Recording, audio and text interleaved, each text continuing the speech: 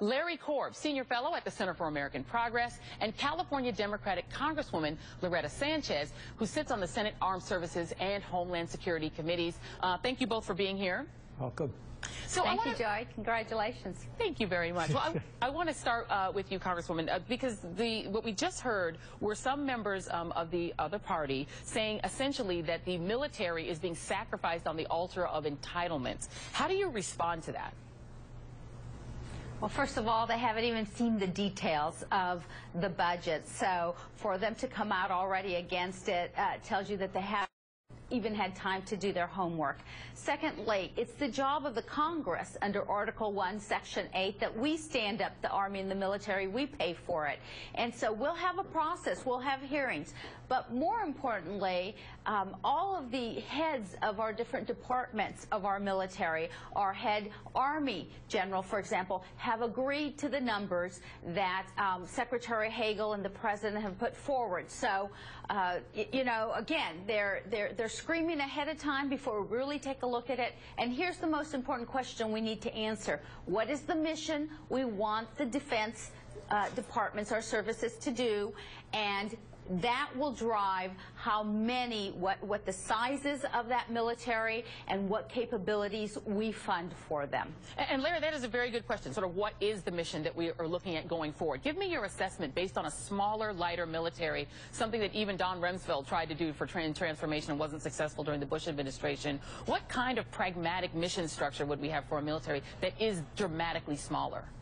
Well, basically, even though it's smaller, it's more technologically sophisticated. This stuff about smaller than World War II is nonsense. You also have a Guard and Reserve, which we know, based upon what happened in Iraq and Afghanistan, are very good.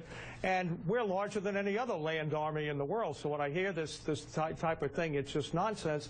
The amount of money, even if you control for inflation, is $100 billion more than Eisenhower had when he was, you know, when he was in office, and you had an existential threat.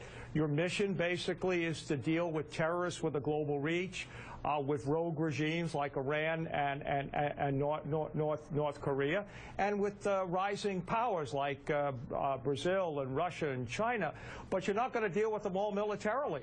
You know, Secretary Gates said any secretary who recommends sending large land armies into country should have his head examined, and I hope we learned that after Iraq and Afghanistan. Indeed. And Congresswoman, the U.S. defense budget right now is sitting around $700 billion. So it's 20% of the nation's budget just by itself, or more than a dozen other countries combined their budgets. And Republicans actually accepted the idea with the sequester in 2011 of doing cuts to the defense budget. So does that signal for you, despite the criticisms we've heard so far, an openness among some of your GOP colleagues to actually going ahead and cutting the defense budget, particularly when we talk about the more libertarian-leaning members?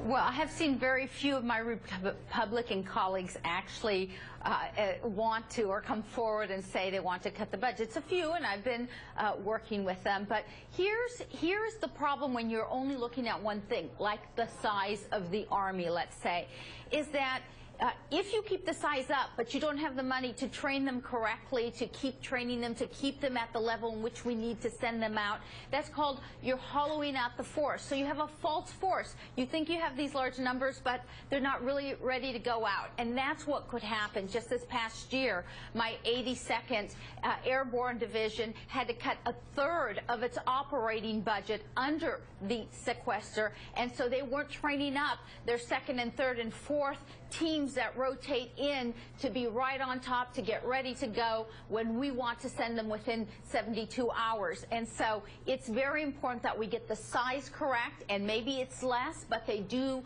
more, they're better trained, they've got more technical capabilities than just to say, you know, we have millions of Army people, especially if we don't have the monies to train them.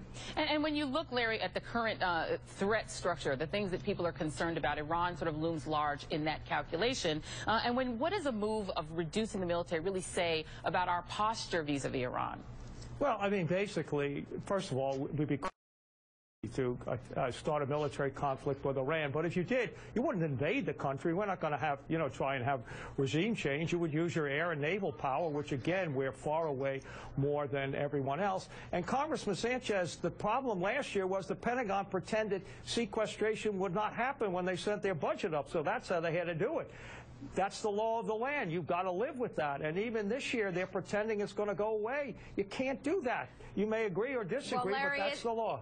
Last word, Congresswoman. Larry, it's because my Republican colleagues continue to try to move monies around and not have defense take a hit. But the reality is that we do have less monies. We're out of the two big land wars now, and we need to really think about the size and the capability. And it's not going to be the same as what we had when we were in Iraq and Afghanistan. We will change it, and it most likely will have to cost us less because there just is less money.